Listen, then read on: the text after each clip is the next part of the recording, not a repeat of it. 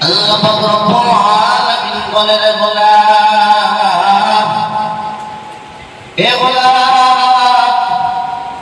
তুই কয়দিন মসজিদের মধ্যে যায় দুইটা সেজদা দিছ রে গোলাম তুই আমি মালিক রে একটা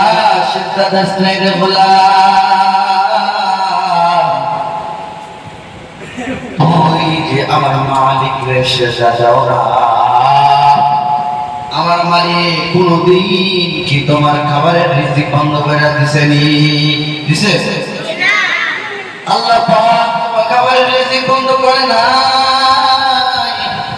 ও গোলাম তুই আল্লাহ কি আল্লাহ বলে ডাকলি না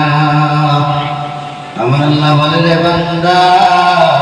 জোহরে আমাকে ডাকলি না আসরে আমাকে ডাক আসরে আমারে ডাকলি না মাগরিবে আমারে ডাক মাগরিবে ডাকলি না এশায় আমারে ডাক বান্দা তুই এশার সময় চলে গেল রে বান্দা তুই আমি আল্লাহকে ডাকলি না আচ্ছা বলেন তো ভাইরা আল্লাহ কি আপনাদের খাবারের রিজিক বন্ধ করেছেন আল্লাহ পাক বান্দার খাবারের রিজিক কোনদিন বন্ধ করে না কারণ কি আল্লাহ পাক বলে আমার বান্দা যখন এখন আমাকে ডাকে নাই অবশ্যই আমার বান্দা আমি মালিক রে ডাকবে কথা বলা ঠিক না বাকি এই কারণে আল্লাহ বলেন